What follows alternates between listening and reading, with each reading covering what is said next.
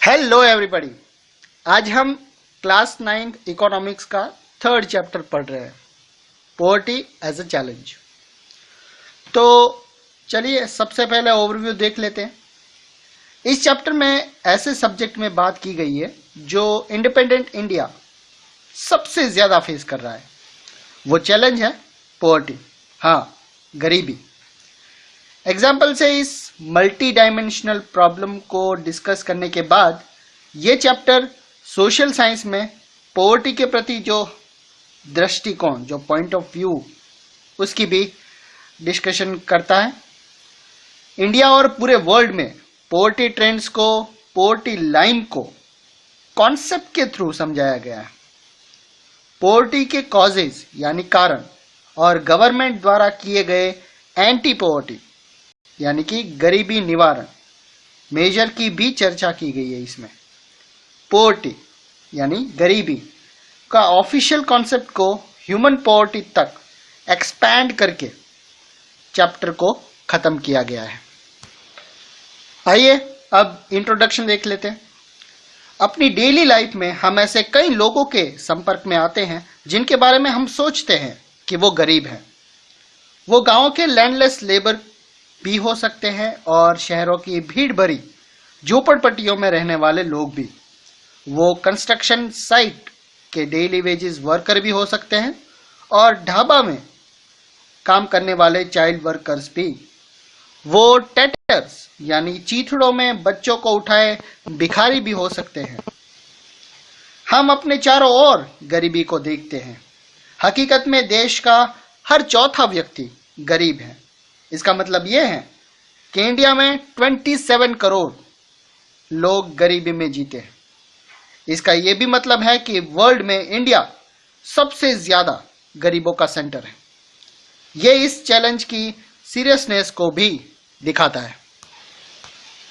Next देखते हैं 2 typical cases of poverty. गरीबी के 2 विशिष्ट मामले देखते हैं। सबसे पहले अर्बन केस। 33 इयर्स के राम सरन झारखंड में रांची के नजदीक व्हीट फ्लोर मिल में डेली वेजेस लेबरर के रूप में काम करता है। जब कभी उसे काम मिलता है तो वो एक महीने में लगभग 1500 रुपए कमा लेता है।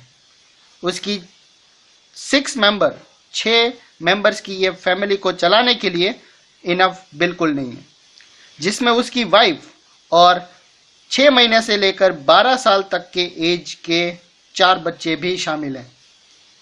उसे रामगढ़ के नजदीक एक गांव में रह रहे अपने बूढ़े माता पिता के लिए भी पैसा भेजना पड़ता है।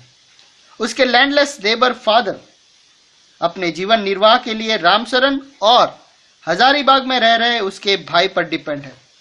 रामसरन शहर के बाहरी एरिया में स्थित भीड़ भरी बस्ती में किराए पर एक कमरे के मकान में रहता है। ये ईंटों और मिट्टी के खपड़ों से बनी एक काम चलाऊ झोपड़ी है। उसकी वाइफ संता देवी कुछ घरों में मेड नौकरानी का काम करती है और 800 रुपए और कमा लेती है।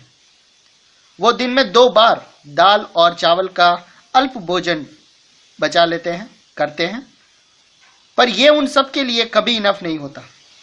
उसका बड़ा बेटा फैमिली की इनकम में बढ़ावा करने के लिए चाय की एक दुकान में एक हेल्पर का काम करके 300 रुपए और कमा लेता है।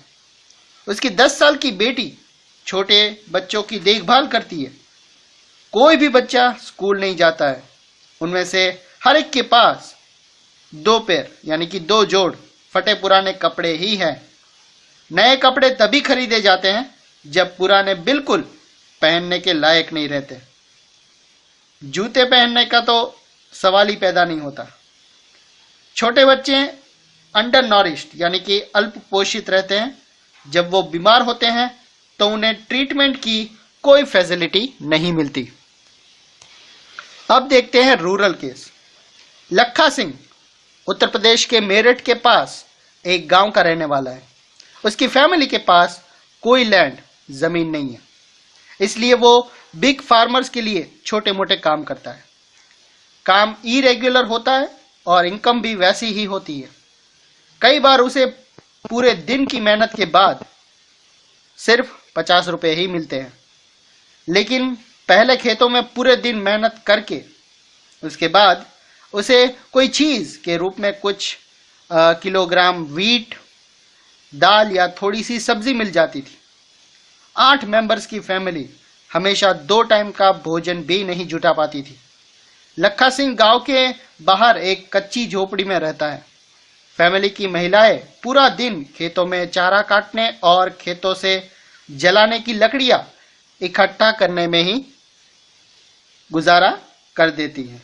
उसके पिता की जो टीबी के पेशेंट थे, ट्रीटमेंट के अभाव में 2 साल में ही वो मर गए, उनकी मृत्यु हो गई। उसकी माँ अब उसी बीमारी से ग्रस्त हैं और उसकी लाइफ भी धीरे धीरे खत्म हो रही है। गांव में एक प्राइमरी स्कूल है। लखा वहां भी नहीं गया। उसे 10 साल की उम्र से ही कमाना शुरू करना पड़ा।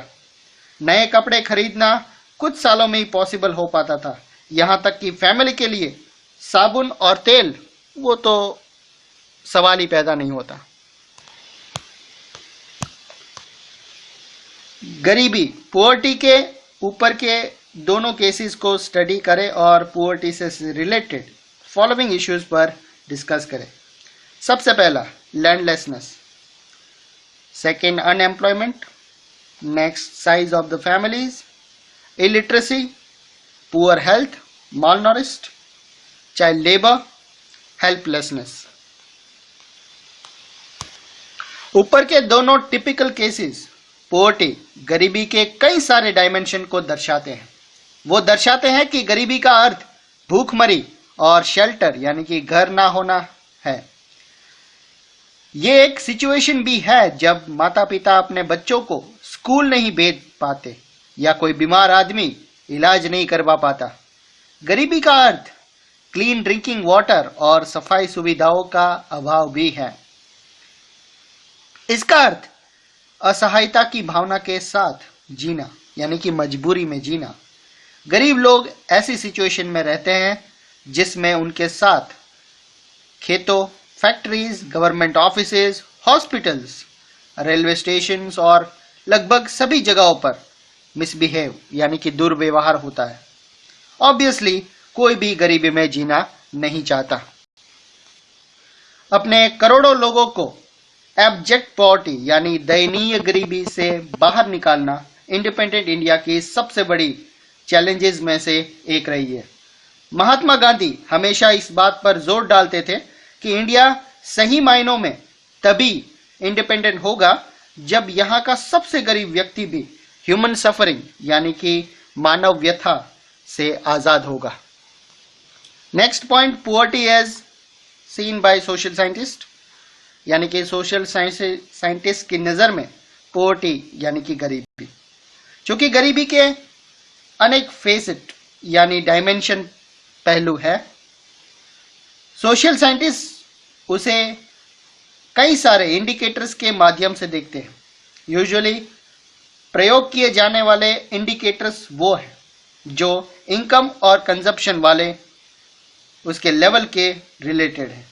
लेकिन अब गरीबी को इलिटरेसी लेवल, कुपोषण के कारण रोग प्रतिरोधक क्षमता की कमी, हेल्थ केयर की कमी, रोजगार के अवसरों की कमी, सेफ ड्रिंकिंग वाटर की कमी एटसेट्रा जैसे दूसरे सोशल एक्सक्लूजन और वल्नरेबल यानी कि असुरक्षा पर आधारित गरीबों का एनालिसिस अब बहुत होता जा रहा है। नेक्स्ट पॉइंट है सोशल एक्सक्लूजन। इस कॉन्सेप्ट के अनुसार गरीबी को इस टर्म में देखा जाना चाहिए कि गरीबों का बेहतर माहौल और ज्यादा अच्छे सराउंडिंग वातावरण में दूसरे गरीबों के साथ रहना पड़ता है। कॉमनली सोशल एक्सक्लूजन गरीबी का एक कारण और परिणाम दोनों हो सकता है। ब्रॉडली ये एक प्रोसेस है जिसके माध्यम से इंडिविजुअल यानी कोई पर्सन या ग्रुप उन फैसिलिटीज, बेनिफिट्स और अपॉर्चुनिटीज से दूर रहते हैं जिनका उपयोग दूसरे यानी उनसे ज्यादा अच्छे करते हैं। इसका ये टिपिकल एग्जाम्पल इंडिया में कास्ट सिस्टम वर्किंग है जिसमें कुछ कास्ट के लोगों को इक्वल अपॉर्चुनिटीज से एक्सक्लूड यानी कि दूर रखा जाता है। इस तरह सोशल एक्सक्लूजन लोगों की इनकम ही बहुत कम नहीं करता, बल्कि ये इससे भी कहीं ज्यादा डैमेज यानी कि खतरा पहुंचाता है।